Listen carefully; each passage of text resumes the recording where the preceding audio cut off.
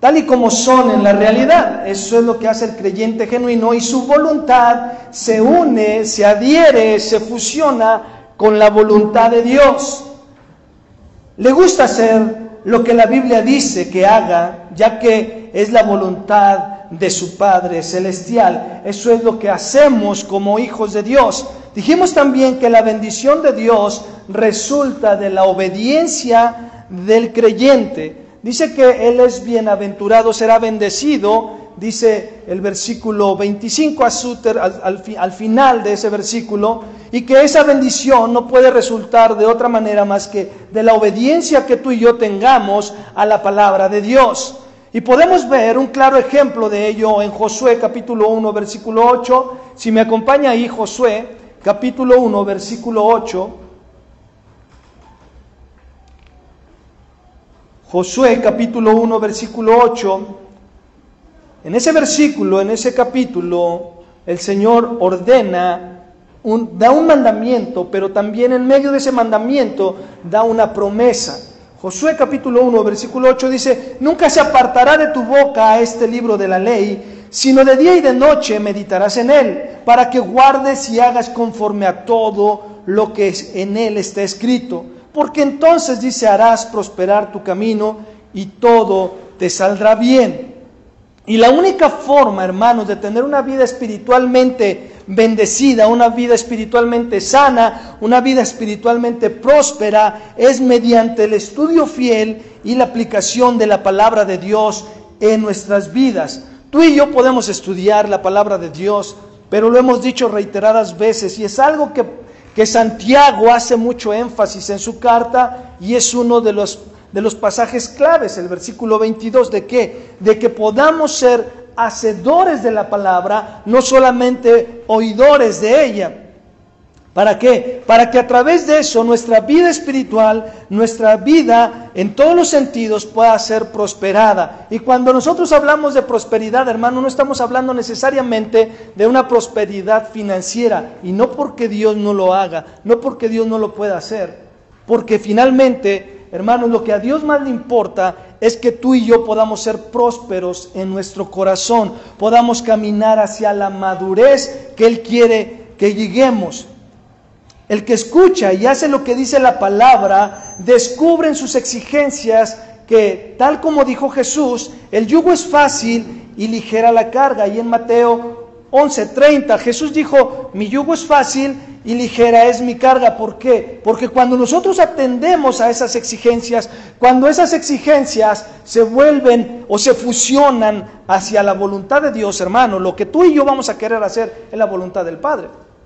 No sé, cuando usted nació en Cristo, no sé qué es lo que usted quería hacer cuando usted nació en el Señor. Yo creo que a la mayoría de nosotros, la experiencia que tuvimos es correr y hacer todo lo que el Señor decía en su palabra.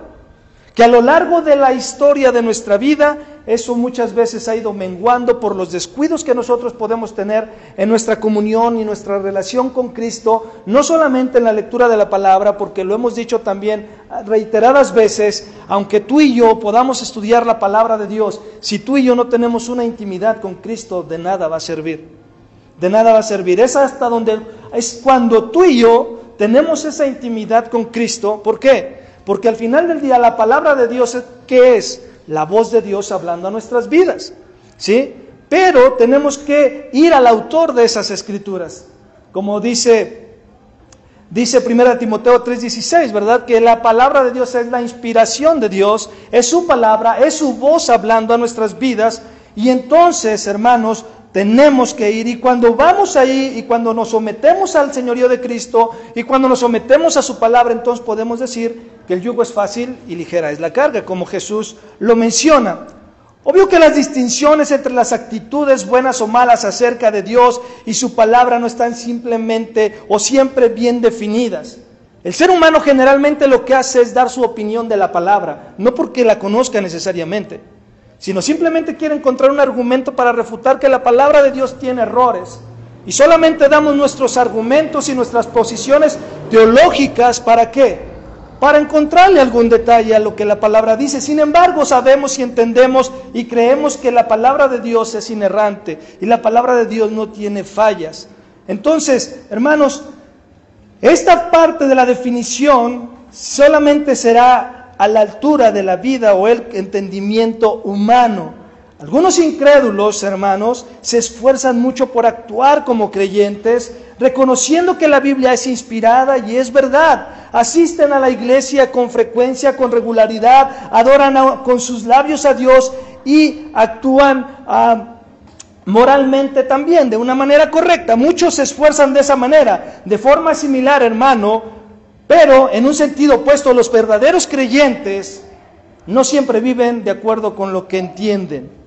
El verdadero creyente no siempre vive con lo que entiende de respecto a las Escrituras, cayendo a veces en un grave pecado. Sin embargo, algo que no debemos olvidar, algo que no debemos desechar, hermanos, es que el inconverso, el que no es cristiano, no puede mantener una forma o una fachada espiritual todo el tiempo. El que no es creyente, el que no es nacido de nuevo, el que no ha sido atraído por Dios al Hijo, el que no ha sido alcanzado por Dios y redimido de sus pecados, no puede mantener una fachada de espiritualidad todo el tiempo. Mientras que el verdadero creyente, hermanos, no puede contentarse con permanecer en pecado todo el tiempo. Es decir, tú como cristiano fallas. Tú y yo como cristianos fallamos, de alguna u otra manera cometemos pecado delante de Dios. ¿Por qué? Porque aún luchamos con el pecado en nuestras vidas. No por ser hijo de Dios quiere decir que tú no batalles con el pecado en tu vida. Sería una mentira si tú dices que no batallas con el pecado. Si tú dices que haces todo correctamente, toda la perfección, estarías mintiendo y haciendo a Dios mentiroso. Eso es al menos lo que dice en sus cartas Juan. Pablo dice: sea Dios veraz y todo hombre mentiroso. ¿Pero por qué? Hermanos, porque tú y yo seguimos viviendo en esta tierra en un cuerpo que se corrompe todos los días. Por eso es que todos los días se nos llama a buscar la santificación, que todos los días se nos llama ¿a qué cosa? A esforzarnos para poder vivir una vida que agrade delante de Dios. Es por eso que el creyente, a pesar de que puede estar pecando, puede cometer pecado, hermano, no va a ser de una manera para siempre, por largo tiempo. ¿Por qué? Porque, hermano, tenemos a nuestras vidas al Espíritu Santo que nos redarguye, nos convicciona de pecado y de justicia y de juicio. ¿Para qué? Para que tú y yo vengamos al arrepentimiento. Es por eso que no se concibe a un cristiano que peca y que no se arrepiente en su vida. No se puede llamar cristiano, no se puede considerar un hijo de Dios, no podemos considerarlo como alguien que ha nacido de nuevo, porque ciertamente al pecar, algo que debe existir en nuestras vidas es el arrepentimiento. Es el arrepentimiento de nuestros pecados. La santidad, hermanos, no es solo abandonar el pecado, sino también es dar fruto que muestren a Cristo en nuestras vidas. La santidad no solamente es abandonar el pecado, sino también es dar fruto que muestre a Cristo en nuestras vidas. No puedo decir, bueno, ya abandoné el pecado y no tener nada de Cristo en nuestras vidas.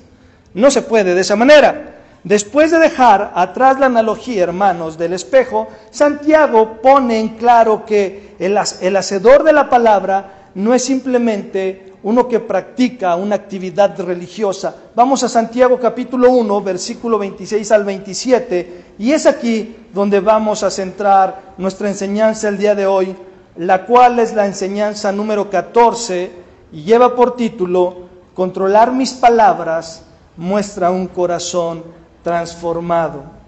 Controlar mis palabras muestra un corazón transformado.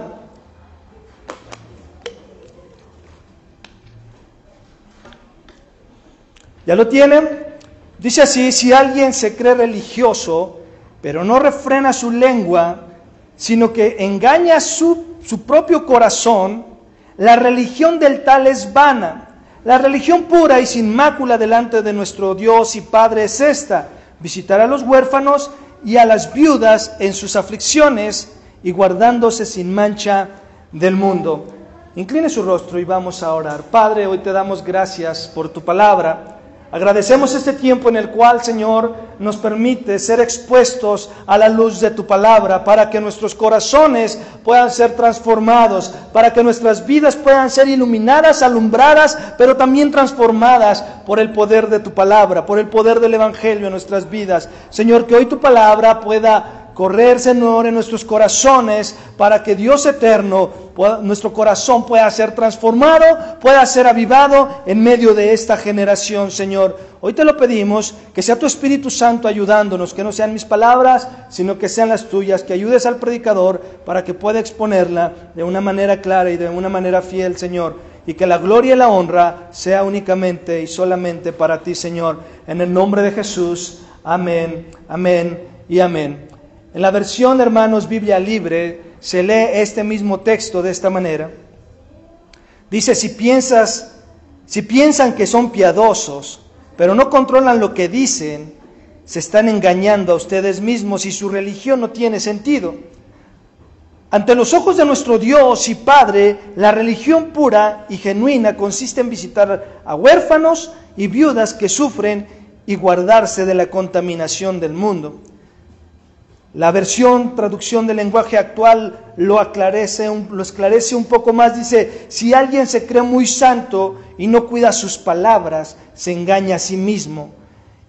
Y de nada le sirve tanta religiosidad. Creer en Dios el Padre es guardarlo y hacer el bien. Es agradarlo, y hacer el bien. Ayudar a las viudas y a los huérfanos cuando sufren y no dejarse vencer por la maldad del mundo. Aparentemente, hermanos, al llegar a este punto, Santiago hace un giro radical en el discurso y deja atrás el tema de cómo debemos abrigar y cobijar la palabra, hacer nuestra la palabra y pasar, ¿verdad? O pasa a otro aspecto de lo que es la vida religiosa, es decir, la religión pura y la religión que es vana. Eso es lo que está pasando ahora Santiago, a mostrarnos qué es lo que realmente, al aplicar la palabra de Dios, cómo tú y yo debemos vivir.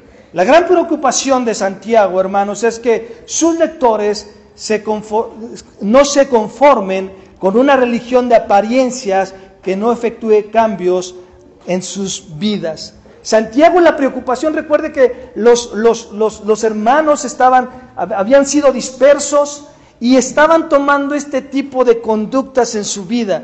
Simplemente se empezaron a enfocar en sí mismos, simplemente empezaron a dejar de tener una comunión como hermanos, y entonces estaban empezando a tener una religiosidad en sus vidas que no producía ningún cambio en ellos. En otras palabras, Santiago teme que ellos acaben siguiendo una religión, hermanos, falsa, que no salve a nadie. ¿Por qué? Porque, hermanos, más adelante lo vamos a ver. Dice que la fe sin obras es una fe muerta. Y eso es a lo que Santiago desde ahorita está apuntando para más adelante explicarlo de una manera más amplia en ese sentido. ¿Por qué? Porque los cristianos que habían sido perseguidos estaban cayendo en eso. Lo que les decía, solamente estaban preocupando por sí mismos y decir, bueno, sí, tienes necesidad, ok, pues que Dios te bendiga, ora mucho al Señor y que el Señor te provea. Cuando dice, tú tienes la posibilidad, la oportunidad y los bienes materiales, ¿para qué? Para poder suplir sus necesidades. No, es que yo no quiero ser su Dios, es que yo no quiero ser su proveedor. No confundamos la gimnasia con la magnesia. Nosotros como hijos de Dios tenemos que ayudarnos entre nosotros mismos. Algo por lo cual se caracterizaba la iglesia primitiva era por eso, por el amor mutuo, la unidad, por el compañerismo, por la ayuda mutua. Dice que se llevaban la comida a otras casas y compartían el pan todos con otros. Hoy salimos de la iglesia y ni siquiera nos saludamos, ni nos despedimos cuando termina el servicio. Entonces Santiago estaba preocupado en esa parte de decir, estos hermanos, si no les marcamos el paso, van a terminar adoptando una religión nada más en su vida. ¿Sí? Y es por ello la preocupación de Santiago. Versículo 26 dice, si alguien se cree religioso. Y la palabra religión, hermanos, es traducida del griego treskos. ¿Sí? Treskos, que se refiere a una ceremonia religiosa, liturgias, tradiciones y rituales externos. Eso es lo que se refiere a la palabra religión. Por eso, hermanos, siempre hemos dicho, y es bien sabido, que el cristianismo no es una religión. El cristianismo es una relación con Cristo. ¿Por qué? Porque no estamos haciendo rituales o ceremonias religiosas o tradiciones o rituales externos. El famoso historiador judío Josefo, hermanos, empleó la palabra para describir la adoración en el templo de Jerusalén. Pablo empleó la forma nominal de este término cuando habló en su interior, cuando decía que él era celoso de la ley, que él era celoso de la religión, cuando era un celoso fariseo. Vamos a Hechos capítulo 26, versículo 5. Vamos a Hechos capítulo 26, versículo 5. Y esto decía Pablo en su vida anterior antes de ser alcanzado por el Señor camino a Damasco. Hechos 26, 5 dice, puesto que ellos han sabido de mí desde hace mucho tiempo, si están dispuestos a testificar que viví como fariseo, de acuerdo con la secta más estricta de nuestra religión. Y ahí Pablo muestra qué cosa, el celo que tenía de una forma religiosa. Por el contrario, hermano, la palabra griega empleada por lo general en el Nuevo Testamento, para esta parte, para una adoración genuina que agrada y que honra a Dios, es eusebias, cuyo significado principal es el de piedad y santidad. ¿Qué es lo que realmente agrada a Dios? Que podamos nosotros adorarle, agradarle, pero en santidad, en una vida piadosa en Cristo, haciendo en temor, o viviendo, mejor dicho, en temor todos los días, en temor reverente a Dios. Uno de los errores, hermanos, en los que caemos con más frecuencia, es aprobar con la cabeza lo que la palabra de Dios nos dice, pero sin ponerlo por obra. Algo que generalmente hacemos es ese tipo de cosas, ser oidores sin ser hacedores. Pero algo que no debemos olvidar, hermanos, es que la finalidad de la revelación, de esta revelación divina, no es solamente la información de nuestras mentes, no es solamente para que tú y yo podamos adquirir conocimiento. La finalidad de la revelación en nuestras vidas, lo que se nos va revelando todos los días en nuestras vidas, y no hablo de nuevas revelaciones, sino es algo que no habías visto en la palabra de Dios y que hoy Dios te lo esclareció y te lo hace ver de una mejor manera, donde tú lo pudiste entender. A eso se refiere la revelación, porque la revelación ya está completa. No es solamente para llenarnos de información, hermanos, sino para que nuestro corazón pueda ser transformado, nuestro carácter y nuestra conducta. Es por eso que Santiago, hermanos, hace mucho énfasis en esa parte.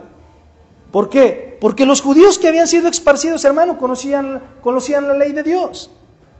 A ellos no les faltaba el conocimiento de la palabra. A ellos no les faltaba el conocimiento de eso. Pero sus corazones no estaban siendo transformados por ella. Sus corazones no estaban siendo impactados por ella. ¿Por qué? Porque se envolvían en una religiosidad. Se envolvían como los fariseos. ¿Sí? Su corazón, el carácter de Cristo no estaba siendo reflejado en ellos. Y algo que tiene que suceder en nuestras vidas, hermanos, es que el carácter de Cristo tiene que ir en desarrollo en nuestra vida todos los días. Todos los días tú y yo nos tenemos que parecer a Cristo. La pregunta es, ¿está sucediendo en mi vida? ¿Eso está sucediendo en mi corazón? La gente que me ve y que me conoce, ¿ve que Cristo está siendo formado? ¿Ve algo de Cristo en mi vida? ¿O simplemente ve a la misma persona que ha conocido toda la vida? Criticona, orgulloso, orgullosa, peleonera, se pone al brinco con los vecinos, anda chismeando con la vecina, anda de coqueto con las del trabajo, con los del trabajo. ¿Cómo es que estamos siendo conocidos? Cristo está siendo reflejado en mi vida. Cristo está siendo formado. Hermano, recuerde que el conocimiento no trae formación de carácter.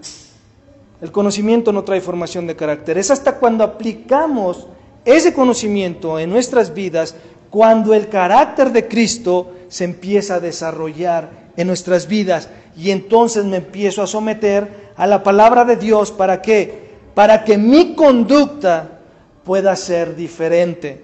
Por eso es que no necesariamente, como decíamos hace un rato, vivimos en un cuerpo de pecado. Tampoco se condene y se vaya usted solo al infierno porque pecó en una ocasión, de alguna forma. Hermano, abogado tenemos para con el Padre, a Jesucristo el justo.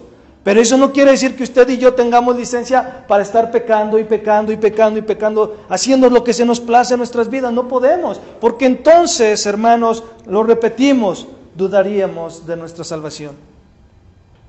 Dudaríamos que realmente somos salvos. La verdadera religión, hermanos, consiste en vivir obedeciendo la palabra de Dios. La verdadera religión consiste en vivir obedeciendo la palabra de Dios.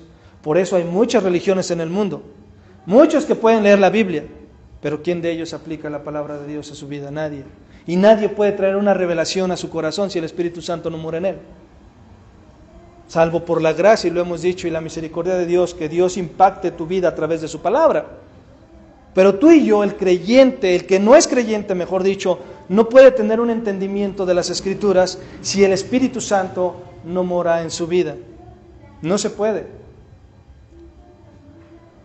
Los meros oidores, hermanos, suelen acumular grandes conocimientos bíblicos, pero siguen siendo tan egoístas como lo eran antes de su supuesta conversión.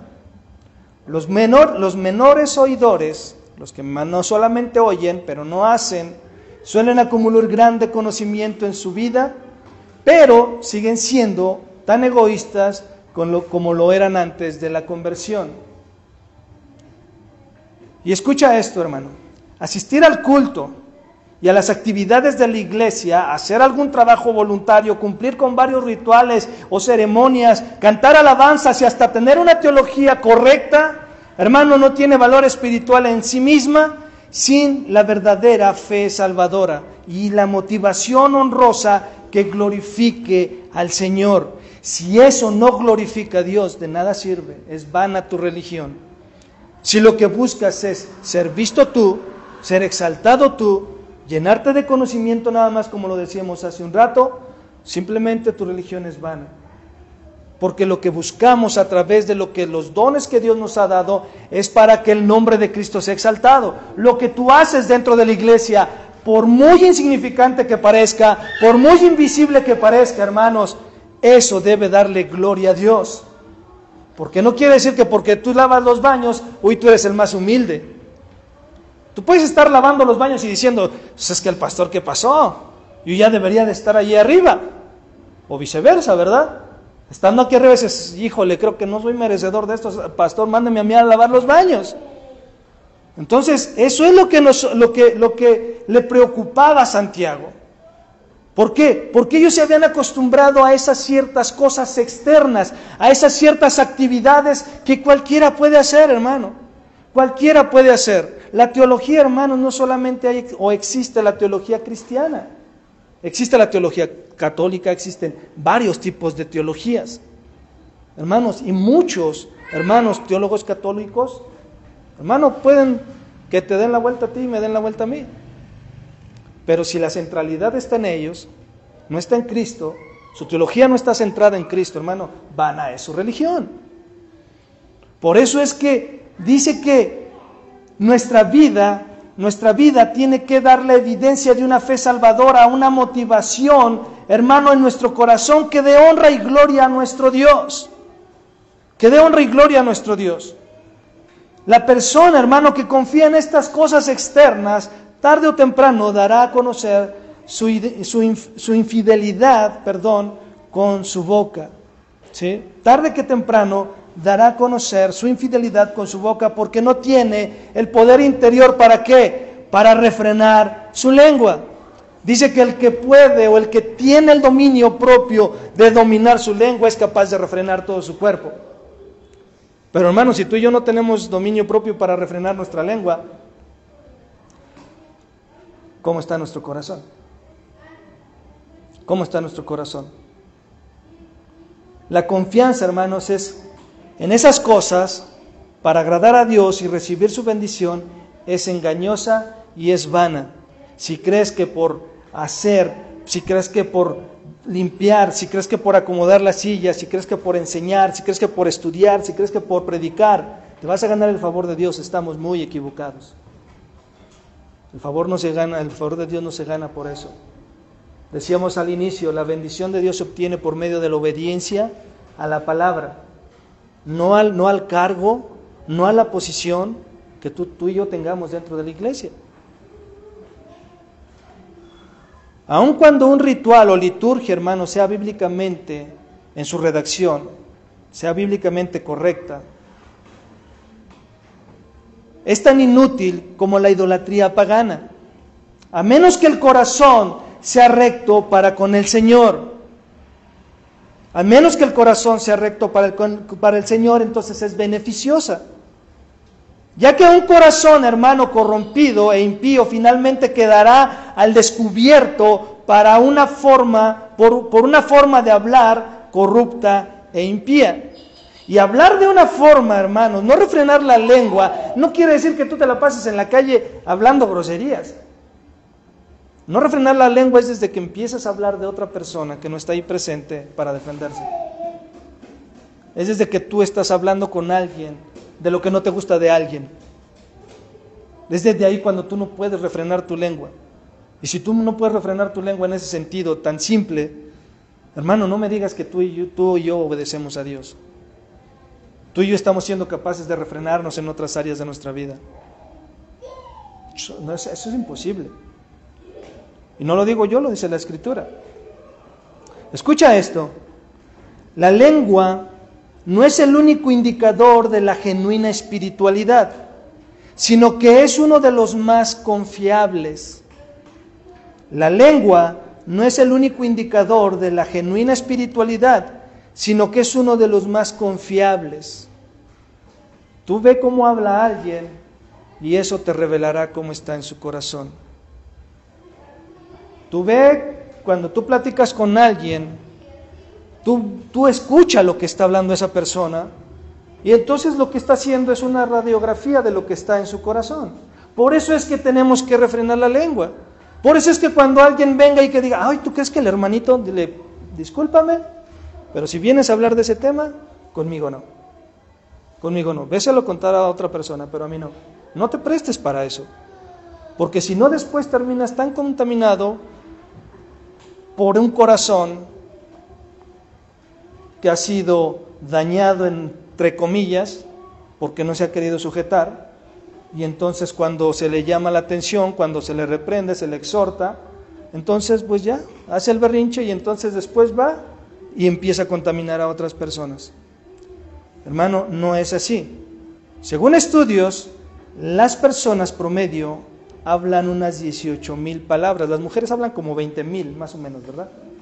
Dicen que los hombres hablan 5,000. Por eso es que esposas tengan compasión de sus esposos. Porque usted habla el triple de lo que nosotros hablamos como esposos. Y usted cuando llega a casa del trabajo o cuando su esposo llega del trabajo y usted está en casa, usted todavía le sobra parque para hablar con él.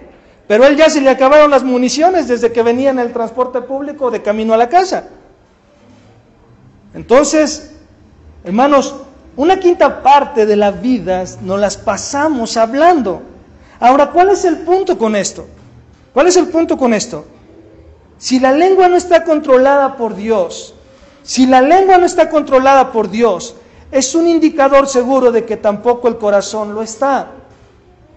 Si tu lengua no está controlada por Dios, es un indicador seguro de que tu corazón tampoco Dios lo controla. Y la palabra dice que los que son guiados o controlados por el Espíritu Santo, estos, dice Romanos, son hijos de Dios. ¿Por qué? Porque nosotros, hermanos, si estamos siendo controlados por Dios, no debemos de prestarnos a cosas que no son de edificación, que no van a contribuir nada en nuestras vidas espirituales. Vamos a ver lo que Jesús le dijo a los fariseos, hermanos, en Mateo capítulo 12. A los fariseos que se creían muy justos, ahí en Mateo 12, versículo 34 y versículo 37. Mateo 12, 34 y 37.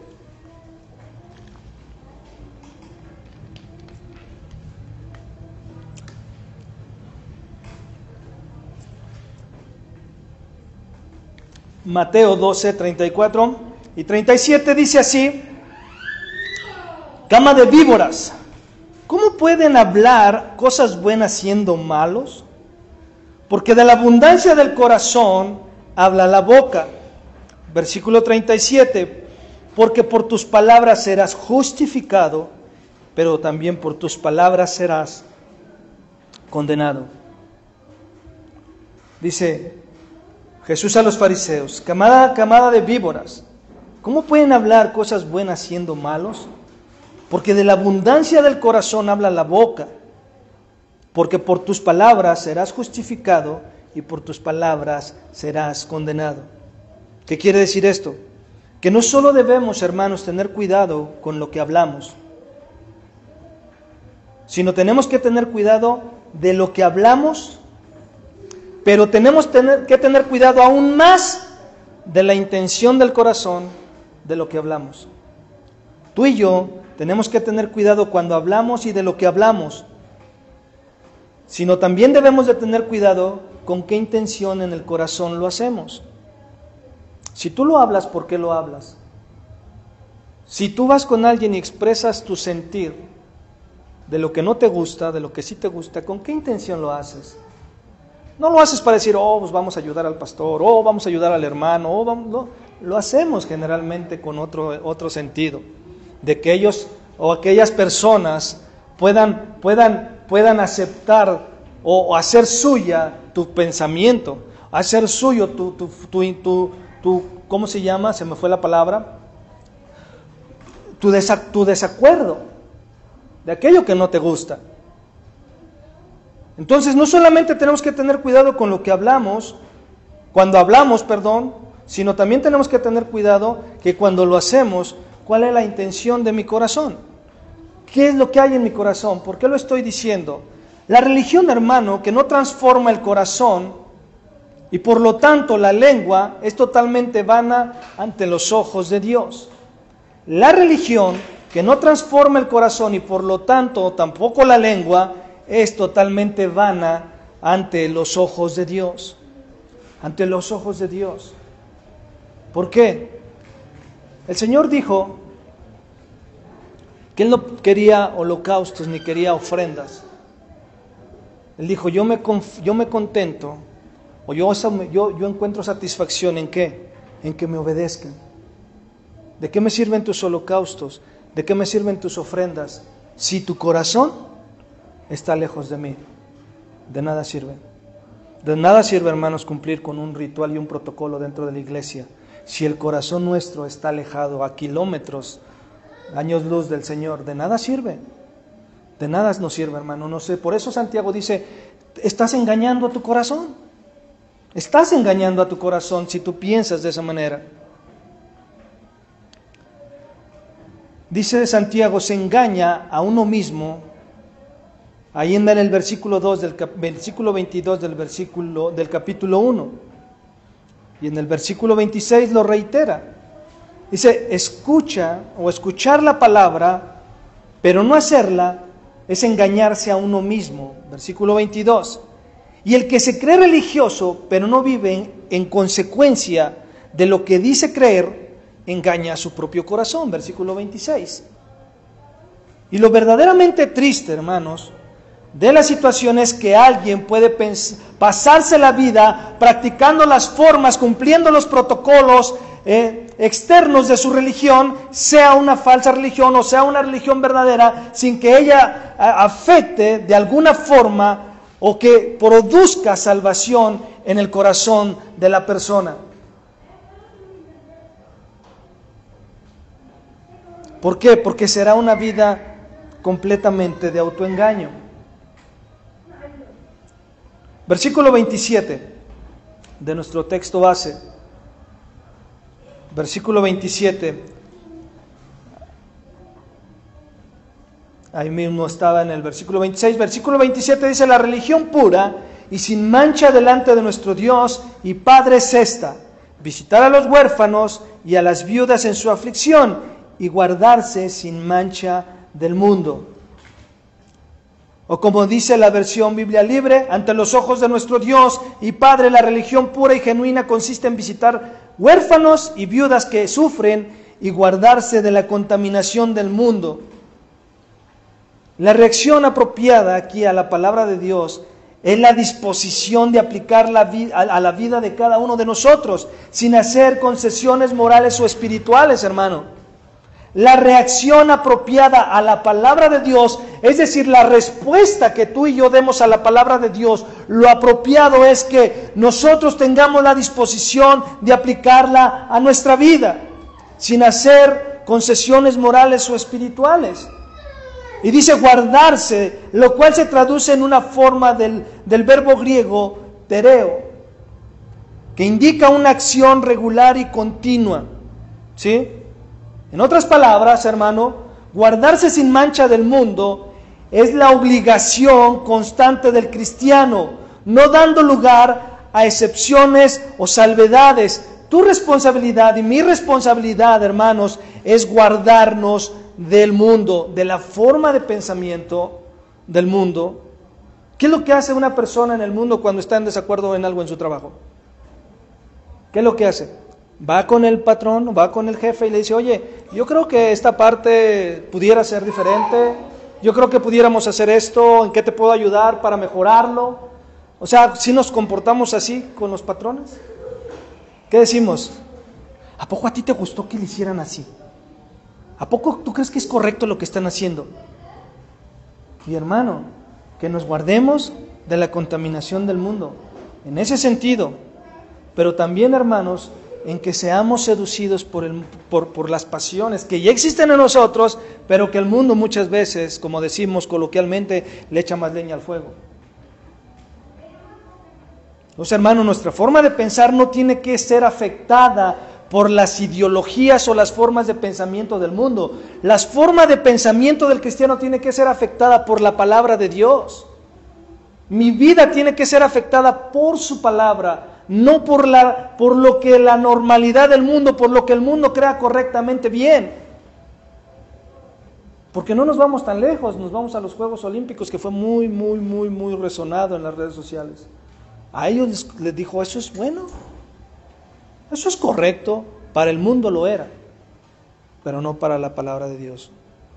Y hermano, no nos debe de extrañar, porque el mundo seguirá atacando la palabra de Dios, atacando la deidad de Cristo, atacando la divinidad de Cristo. Siempre lo va a haber y siempre lo ha existido, hermano, o sea, no es algo nuevo. La pregunta es, tú y yo como iglesia, ¿qué estamos haciendo para contrarrestar esos efectos? En la gente que lo está adoptando en sus vidas, en la gente que ya se le hace tan normal. Tú y yo como iglesia, ¿qué estamos haciendo? ¿Viviendo una religión vana? ¿O estamos viviendo una religión que es la disposición de aplicar las verdades del Evangelio a mi vida para que yo pueda entonces ser luz en medio de la oscuridad? Hermano, es tan normal que hasta el metro ya tiene un vagón exclusivo. A eso es algo normal para el mundo. Es algo normal para el mundo pensar de esa manera. Y hermano, por eso nuestra vida tiene que ser afectada por la palabra de Dios. Los que pertenecemos a Dios debemos caracterizarnos, hermanos, por la pureza moral y la pureza espiritual, por la santidad sin mancha y sin tacha, hermano. Tú y yo debemos debemos caracterizarnos por esa razón. La pregunta es, ¿yo me estoy caracterizando por eso? En mi trabajo, cuando nadie me ve, yo me caracterizo por tener una vida moralmente pura y una vida espiritualmente sana. ¿Me estoy caracterizando por eso? Porque es bien fácil, como decíamos hace 8 días, pues es bien fácil aquí en la iglesia ser cristiano. Pero saliendo de la iglesia es donde se pone color de hormiga el asunto. Porque empiezas a ser influenciados por los círculos sociales donde tú te desenvuelves, con la gente que te rodeas. Vas a ser influenciado, pero la palabra de Dios dice, no se conviertan ellos a ti, sino tú conviertes, que diga, tú no te conviertas a ellos, sino ellos a ti.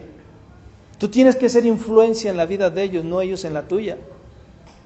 Porque ¿qué pueden aportar hacia ti de la palabra de Dios? ¿Qué puede contribuir el mundo a tu vida para que puedas crecer espiritualmente? Ninguna, hermano. Ninguna. Vamos a ver lo que Pedro le aconseja a la iglesia en este sentido. Vamos a primera de Pedro, capítulo 1, versículo 17 al 19, para ir terminando en este día.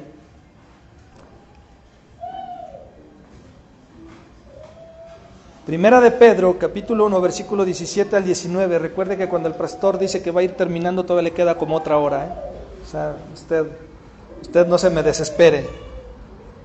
Primera de Pedro, capítulo 1, versículo de 17 al 19.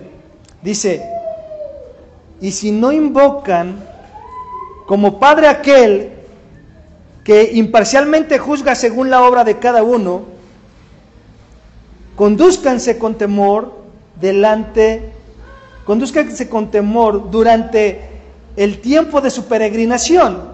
Ustedes saben que no fueron redimidos de una vana, no fueron redimidos de su vana manera de vivir heredada de los padres con cosas perecederas como oro o plata, sino con sangre preciosa como de un cordero sin tacha y sin mancha, la sangre de Cristo. Tú y yo fuimos redimidos de esa manera de vivir, de esa manera de pensar, ¿por medio de qué? De la sangre del Cordero Redentor, la cual, hermano, tú y yo despreciamos cuando no vivimos la palabra de Dios.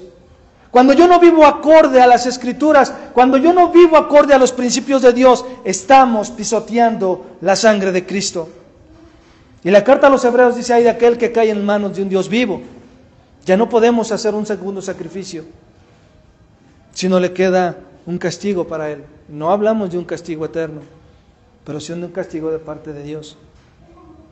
Hermano, entre más tú y yo nos aferremos a no vivir la palabra de Dios, más duro va a ser la corrección de Dios en nuestras vidas. De verdad, Dios no lo va a dejar sin castigo. No nos va a dejar sin castigo si nosotros nos aferramos a esa forma de pensamiento, a esa forma de vida. Ni Santiago ni Pedro, hermanos, se están refiriendo a la perfección sin pecado en lo que hemos dicho. Eso es una condición espiritual únicamente manifestada por Jesucristo en su encarnación. El único que puede vivir de una manera plena y completa sin pecado es Cristo. Tú y yo no. Pero por eso necesitamos ser dependientes de la gracia de Dios todos los días. La pregunta es: cuando tú y yo pecamos, ¿qué tan prontos, tan veloces somos para arrepentirnos? ¿O es hasta que Dios está duro y dale para que tú y yo nos vengamos al arrepentimiento? Hermano, debemos ser prontos, debemos dolernos del pecado. Si tú y yo somos hijos de Dios, el pecado debe dolernos en nuestra vida. No vamos a dejar de pecar, es una realidad, porque vivimos en un cuerpo así. Pero no va a ser, como les dije hace un rato, el pretexto o la excusa para entonces seguirlo haciendo. Porque, hermano, el Señor no le pesa la mano para corregirnos, no le pesa la mano. Por eso David decía: la mano de Jehová pesaba sobre mí, cuando no se quiso arrepentir de su adulterio. Pasó como un año, hasta que el profeta fue y le dijo: oye, así, y usted conoce la historia. Y no lo dejó sin castigo, hermano, siendo un hombre conforme al corazón de Dios. ¿Usted cree que lo va a dejar sin castigo usted y a mí? Definitivamente, si somos hijos de Dios, no nos va a dejar sin castigo. Entonces, no nos aferremos a nuestro pecado, no nos aferremos a nuestra vana manera de vivir, de la cual Dios nos sacó y que ahora queremos ir regresar ahí. Sino sigamos siendo esforzados. Eclesiastés 7:20, vamos a ir rápidamente.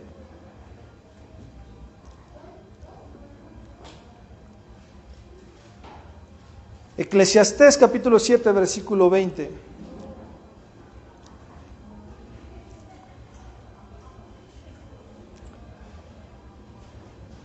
Eclesiastés 7:20. Recuerda que está entre Génesis y Apocalipsis, para que lo encuentre más rápido. ¿La tiene? Gloria a Dios. Dice así: ciertamente no hay hombre justo en la tierra que haga el bien y nunca peque. Nos da la esperanza el escritor de Eclesiastés. Nos da esa esperanza de decir: nadie hace todo correcto delante de Dios. Nadie dice: yo no peco. Pablo en 1 Corintios capítulo 4, versículo 4 dice, porque aún de nada tengo mala conciencia, no por eso soy justificado, pero el que me juzga es el Señor. A pesar de que Pablo había conservado una buena conciencia delante de los hermanos, decía Pablo, no por eso soy justificado. El hecho de que yo haga las cosas correctas delante de Dios no me justifica delante de Dios. No me justifica, delante de los hombres. ¿Por qué? Porque el que me juzga, dice Pablo, es el Señor. Es decir, mi medida, la medición de cómo debo de vivir es Dios, no es el hombre, no es mi hermano que está a mi lado. La medida con la cual yo tengo que medirme es con la palabra de Dios. Romanos 7, 18, 19, Pablo diciendo, porque yo sé que en mí, es decir, en mi carne, no habita nada bueno, porque el querer está presente en mí, pero el querer está presente en mí, pero el hacer el bien no. Pues no hago el bien que deseo, sino el mal que no quiero, eso practico. ¿Por qué? Porque al final del día, hermanos, no es que Pablo viviera en pecado, pero Pablo sabía que de repente que el Señor tuvo que ponerle un aguijón, un mensajero de Satanás. ¿Para qué? ¿Para qué se lo puso el Señor a Pablo? Él sabía su debilidad, hermano.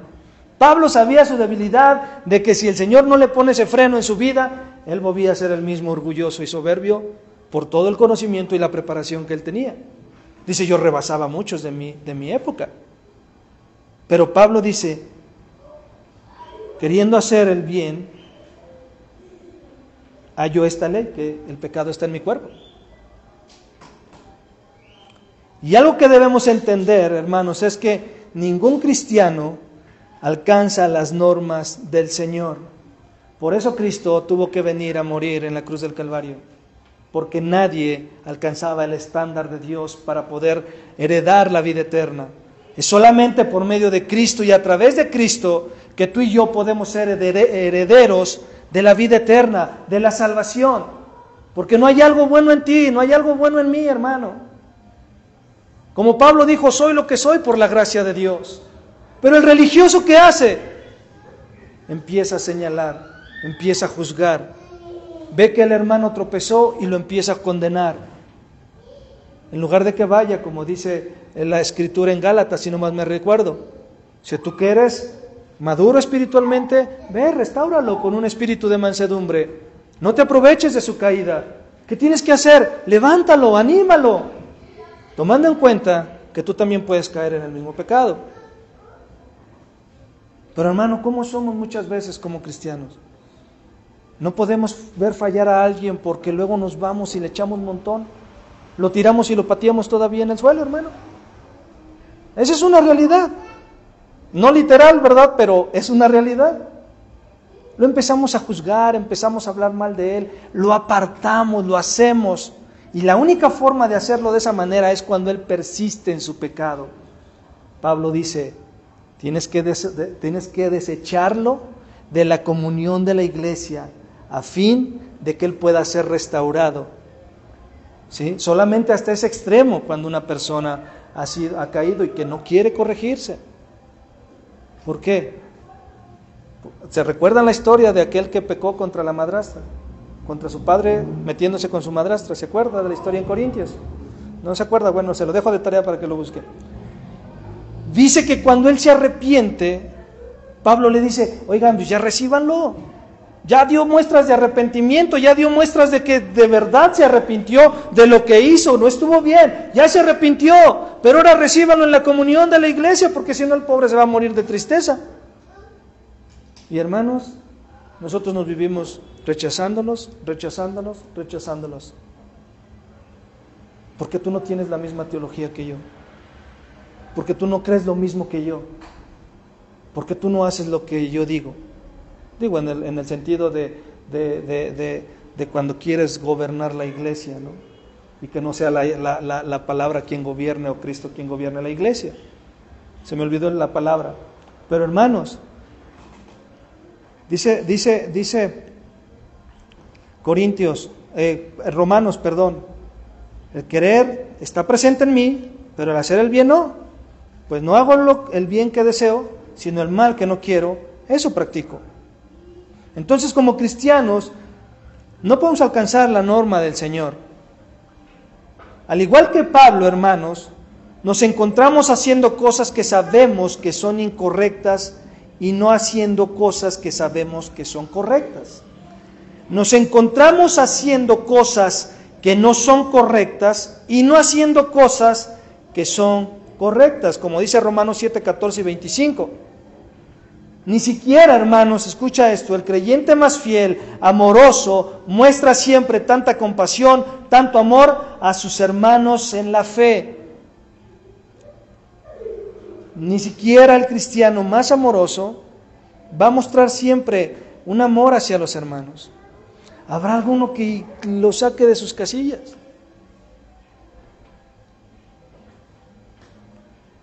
Y no va a mostrar tanto amor en la vida de ellos como Dios quisiera, como Dios se lo pide.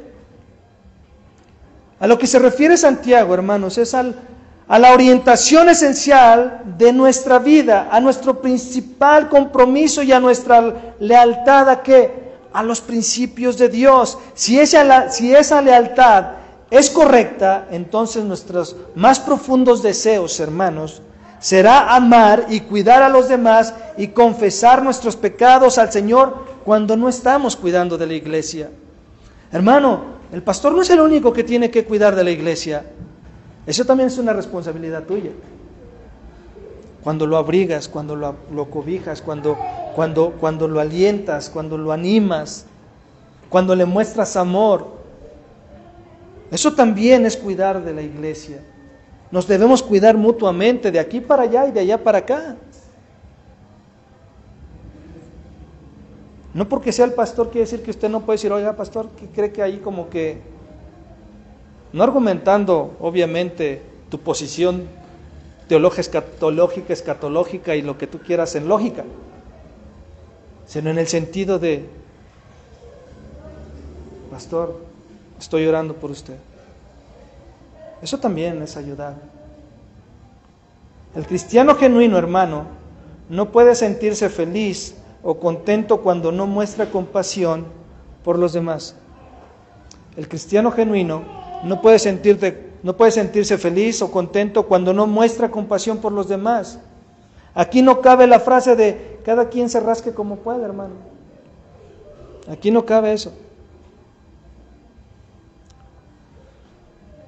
Y es algo que Santiago, como les decía hace un rato, habla con más claridad más adelante. Y vamos a terminar. No es nuestra perfección, hermanos, la que evidencia o da evidencia de nuestra salvación. No es nuestra perfección la que da evidencia de nuestra salvación, sino el aborrecer nuestras imperfecciones y buscar la ayuda del poder de Dios a través de su Espíritu Santo. Lo que da evidencia de una salvación genuina es que aborreces el pecado y las imperfecciones en tu vida. Es que aborreces ser como eres, en el sentido de aquello que te está poniendo en mal delante de Dios. ¿Qué es eso? No sé. Puede ser las pasiones sexuales, puede ser la pornografía, puede ser el chisme, puede ser el resentimiento, puede ser el hablar mal de los demás, puede ser el poner en contra del hermano con el otro hermano. ¿Qué puede ser? El aborrecer las imperfecciones que aún tengo.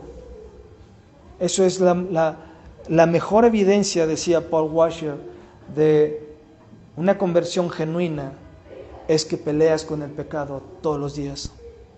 Todos los días. ¿Por qué? Porque el inconverso, hermano, no lucha contra su pecado. Él se deleita en su pecado. Él se deleita en lo que hace.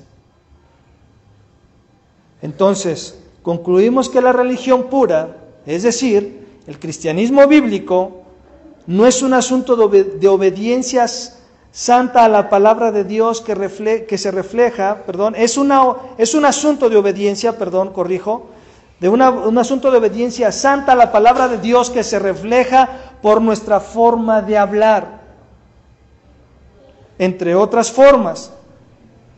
Pero nuestra sinceridad, hermanos, en cuanto a nosotros mismos, debe de ser el que yo procure, hermano, el bien de otros. Busque, hermano, el bien de otros. Y por nuestra forma de permanecer, sin hacer concesiones morales y espirituales en cuanto al mundo. Yo no puedo dejar que el mundo gane terreno en mi vida. Yo no puedo dejar que el mundo gane terreno en mi vida. Hermanos, entonces, la religión pura o el cristianismo bíblico es aquel que se somete a los principios de la palabra de Dios. Es cuando tú y yo nos sometemos a los principios de la palabra de Dios. Amén. Cierra tus ojos. Padre, te damos gracias en el nombre de Jesús. Te damos gracias porque entendemos que nuestra vida cristiana no puede ser influenciada por la forma de pensamiento del mundo, para que la podamos vivir de una manera santa, pura, amorosa, honesta y veraz y recta delante de ti. Tiene que ser influenciada, Señor, por medio de tu palabra y de tus principios, mostrando de esa manera que es la religión verdadera o una religión, como dice Santiago, una religión pura. Padre, hoy te damos gracias por tu palabra en este día. Damos honra y gloria a ti, y que tu palabra siga siendo como esa espada de dos filos que penetre nuestros corazones, para que nuestros corazones, Señor, puedan ser transformados y conformados a tu imagen y tu semejanza, Señor. Que no solamente quede atesorada en nuestros corazones, sino la podamos poner por obra. Señor, te damos gracias por ello en el nombre de Jesús. Amén, amén y amén. Dale una ofrenda de palmas a nuestro Dios.